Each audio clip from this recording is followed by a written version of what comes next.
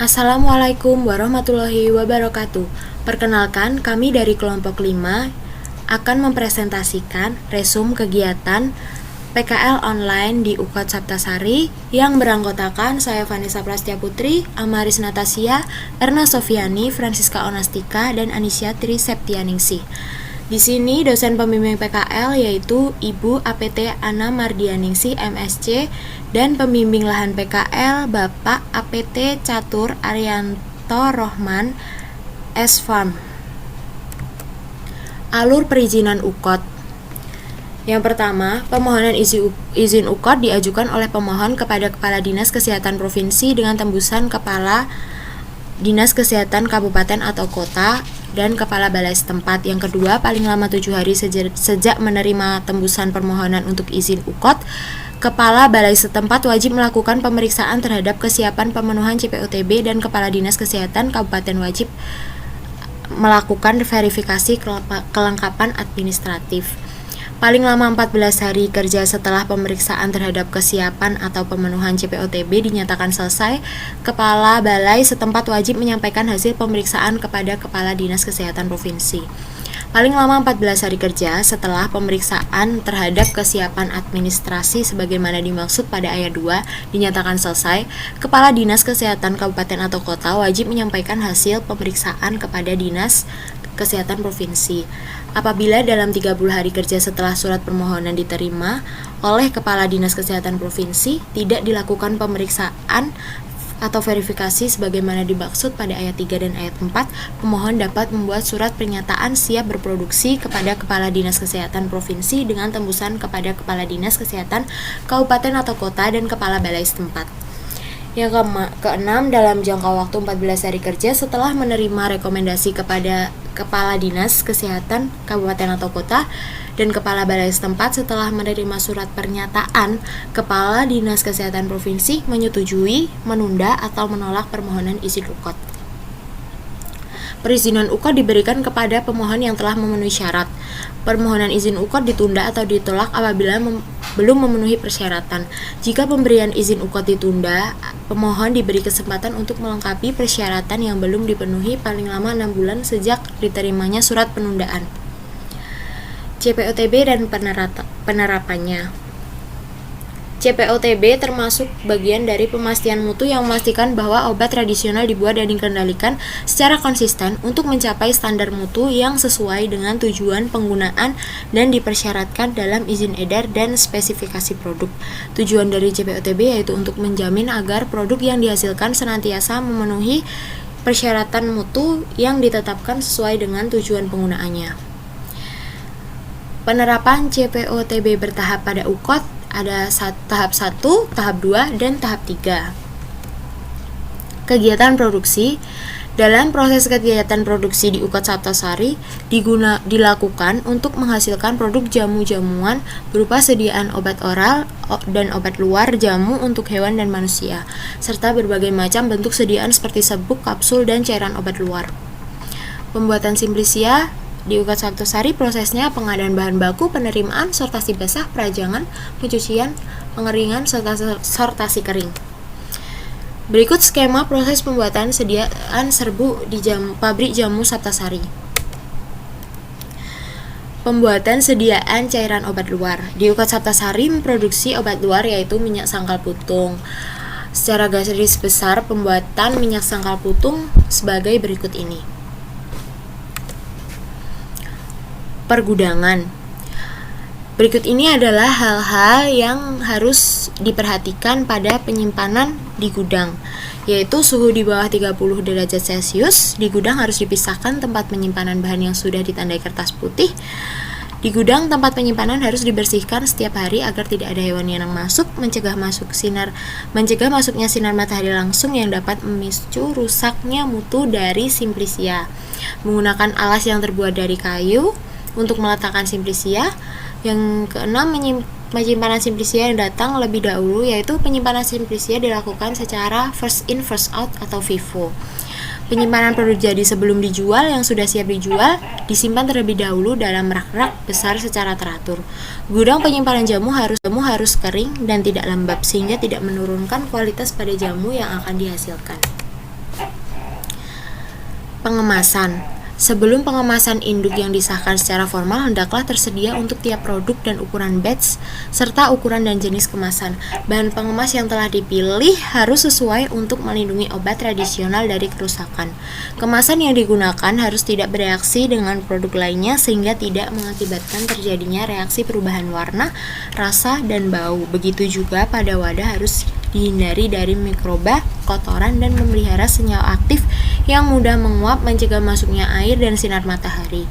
Kemasan yang akan digunakan harus bersih dan sesuai dengan sifat dan jenis kandungan dari produk jadi serta diberi label.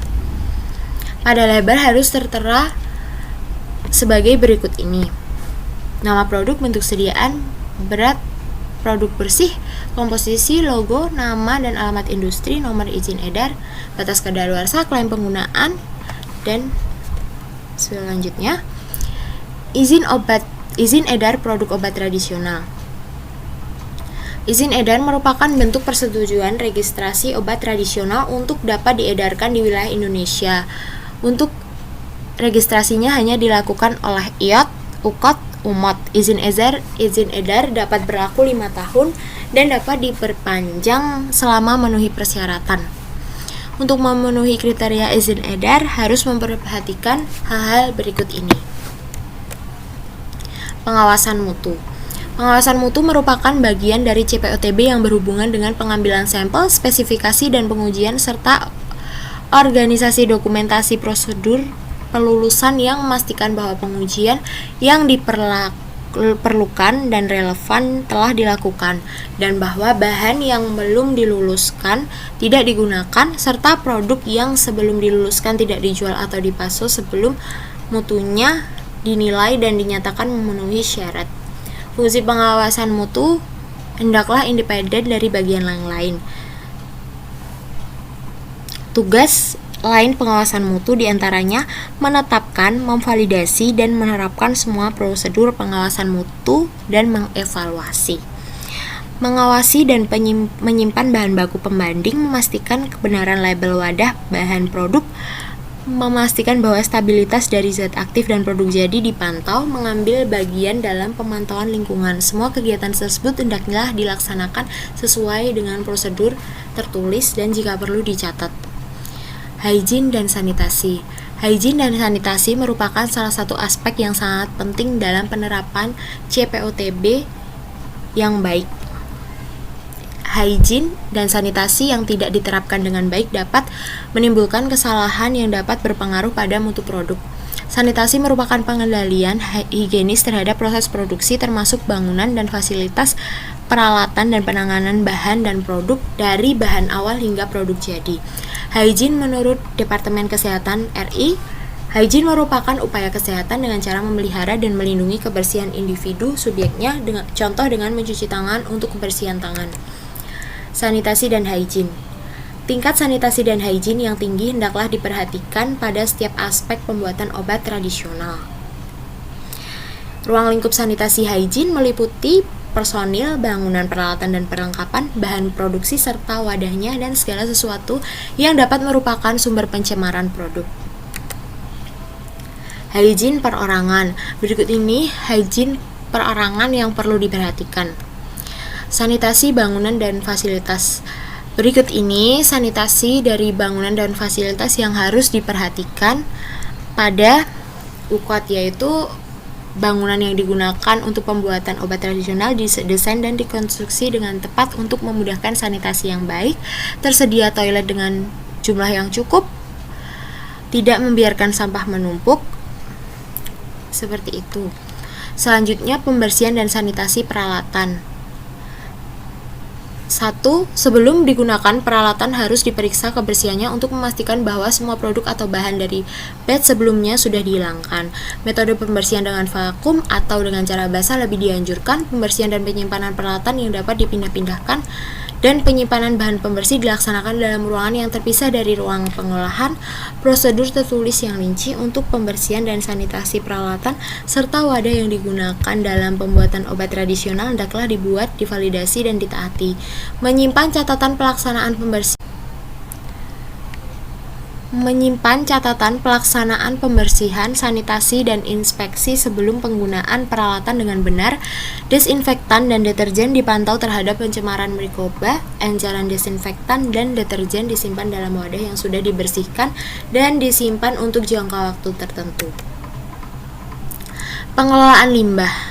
Limbah sisa hasil produksi dipastikan terbuang dalam keadaan terurai dan atau sesuai dengan teknik penanganan limbah agar tidak mencemari lingkungan sekitar.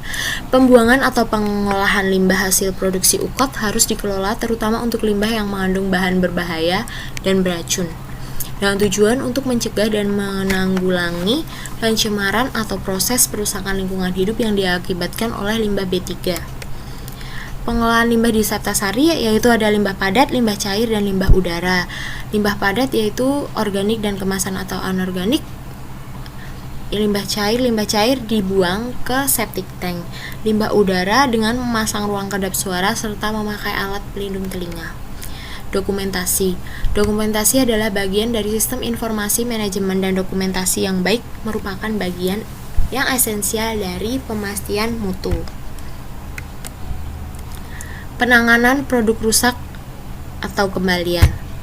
Penanganan produk kembalian adalah obat jadi yang telah keluar dari industri atau beredar yang kemudian dikembalikan ke industri karena kerusakan, kadaluarsa, atau alasan lain, misalnya kondisi wadah atau kemasan yang dapat menimbulkan keraguan akan identitas, mutu, keamanan obat, serta kesalahan administratif yang menyangkut jumlah dan jenis. Form catatan penarikan kembali produk jadi meliputi berikut ini. Apabila terdapat masalah tersebut pada produk, maka akan dilakukan penarikan kembali satu batch atau seluruh produk jadi yang bersangkutan. Instruksi kerja penarikan kembali produk jadi yaitu: 1. Bagian pemasaran menghubungi agen terkait yang terdapat produk bermasalah agar mengkarantina produk tersebut. Yang kedua, bagian pemasaran mengambil produk yang bermasalah dan mengembalikan ke pabrik untuk dilakukan peninjauan. Bagian pemasaran melakukan penggantian produk yang baru kepada agen atau sesuai dengan kesepakatan dengan agen atau konsumen. Selanjutnya yaitu marketing.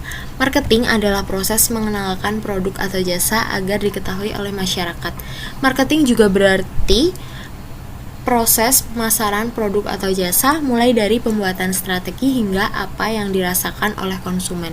Sistem marketing di UKOT Saptasari yaitu: 1. Membentuk sistem pemasaran yang dimulai dari produsen, agen, pengecer, dan konsumen. Yang kedua, melakukan kerjasama dengan pihak yang terkait dengan bidang pemasaran. Sekian presentasi dari kelompok kami. Ada kurang lebihnya mohon maaf. Wassalamualaikum warahmatullahi wabarakatuh.